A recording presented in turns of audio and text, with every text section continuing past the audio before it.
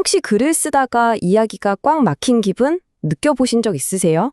어쩌면 그 문제는 플롯이 아니라 여러분과 캐릭터의 관계 때문일지도 모릅니다. 오늘은 정말 많은 작가들이 놓치지만 꽉 막힌 이야기를 확 뚫어주는 비결, 바로 감정적 여백에 대해서 이야기해 볼게요. 내 캐릭터인데 자꾸만 내가 의도한 거랑 다른 방향으로 가려고 할 때가 있죠. 마치 나랑 막 싸우고 있는 것처럼 느껴질 때요. 근데 그거 아세요? 그게 바로 여러분의 이야기가 잘못되고 있다는 신호가 아니라 오히려 이야기가 살아있다는 증거일 수 있다는 거요. 오늘 그 비밀을 한번 제대로 파헤쳐보겠습니다. 자, 첫 번째는 작가와 캐릭터의 여정입니다. 우리는 보통 작가가 창조주고 캐릭터는 그냥 만들어진 피조물이라고 생각하기 쉽잖아요. 근데 이 관계를 다시 생각해 봐야 해요. 나 혼자 만드는 게 아니라 이야기를 함께 완성해가는 동반자로 말이죠. 이게 정말 기본 중에 기본인데요. 일단 캐릭터가 원고 위에 딱 등장하는 그 순간부터 그 캐릭터는 자신만의 생각과 감정을 가진 독립적인 존재가 되는 거예요. 작가는 이 사실을 반드시 처음부터 끝까지 인정해야만 합니다. 맞아요. 이게 그냥 글을 시작할 때만 그래, 존중해주자 하고 마는 게 아니에요. 이야기의 마지막 마침표를 찍는 그 순간까지 작가는 캐릭터의 독립성을 계속해서 존중해줘야 합니다. 그래야 캐릭터도 지치지 않고 작가랑 같이 이 길고 긴 여정을 끝까지 갈 수 있는 거죠.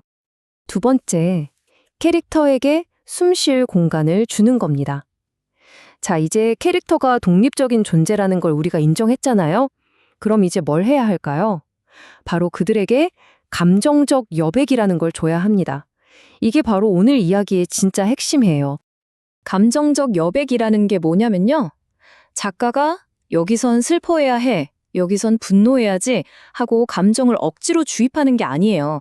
그게 아니라 캐릭터가 주어진 상황에 스스로 몰입하고 자연스럽게 뭔가를 느낄 수 있도록 작가가 한 발짝 뒤로 물러서서 공간을 만들어주는 거죠.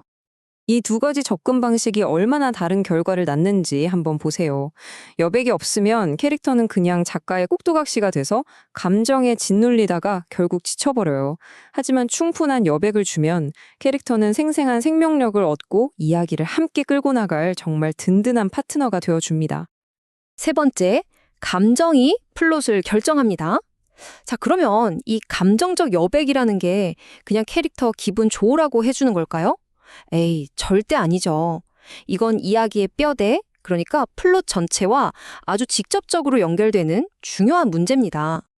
만약에 작가가 이 원칙을 무시하고 내 이야기는 이래야 해 하면서 자기 욕심대로 캐릭터를 막 몰아붙이면 과연 어떤 일이 벌어질까요? 이게 그냥 캐릭터 하나 힘들어하고 끝나는 문제가 아니거든요. 말 그대로 플롯 붕괴의 도미노가 시작되는 겁니다. 작가가 과도하게 개입하면 캐릭터는 감당하지도 못할 감정의 소용돌이에 휘말리게 되고요. 결국 이야기의 중심을 잃어버리게 되죠. 캐릭터가 이렇게 흔들리면 이야기 전체가 방향을 잃고 좌초하고 마는 겁니다. 그러니까 핵심은 딱 이거예요. 캐릭터는 여러분 이야기의 닷과 같아요. 배가 흔들리지 않게 꽉 잡아주는 닷 말이에요. 근데 그 닷이 감정적으로 너무 압도당해서 제 역할을 못하게 되면 여러분의 이야기는 속절없이 표류할 수밖에 없는 거죠. 자, 네 번째입니다. 예상치 못한 작은 선물. 그럼 반대로 우리가 캐릭터를 믿고 그들의 여정을 존중해주면 어떻게 될까요? 와, 그때는 정말 마법 같은 보상이 우리를 기다리고 있습니다. 여러분이 캐릭터에게 충분한 공간을 주고 그들의 선택을 믿어주잖아요. 그러면 이야기는 더 이상 작가 혼자 쓰는 게 아니게 돼요. 이야기가 마치 살아있는 생물처럼 스스로 움직이면서 훨씬 더 역동적이고 우리가 예측하지 못했던 방향으로 뻗어나가기 시작하죠. 그리고 바로 이 순간이 하이라이트입니다. 캐릭터가 갑자기 여러분의 예상을 벗어나는 말이나 행동을 할 때 이건 내 계획이 없었는데 하고 당황하지 마세요. 그건 실수가 아니에요. 오히려 여러분의 이야기가 제대로 가고 있구나 하는 가장 확실한 증거고요. 바로 그 캐릭터가 여러분에게 주는 예상치 못한 작은 선물인 셈이죠. 자, 오늘 내용 한번 정리해 볼까요? 첫째, 내 캐릭터는 꼭두각시가 아니라 독립적인 존재라는 걸 인정하세요. 둘째, 그들이 숨쉬고 스스로 반응할 공간, 즉 감정적 여백을 충분히 주세요. 셋째, 때로는 캐릭터가 이야기를 이끌도록 한번 믿어보세요. 그리고 마지막, 그들이 주는 예상치 못한 선물을 기쁘게 받아들일 준비를 하는 겁니다. 그것이야말로 여러분의 이야기가 진짜 살아있다는 신호니까요. 이제 여러분의 캐릭터를 단순히 내가 만들어낸 창작물이 아니라 이 험난한 이야기의 여정을 함께 떠나는 동반자라고 생각해 보세요. 과연 여러분의 캐릭터는 어떤 놀라운 선물을 품에 숨기고 여러분을 기다리고 있을까요?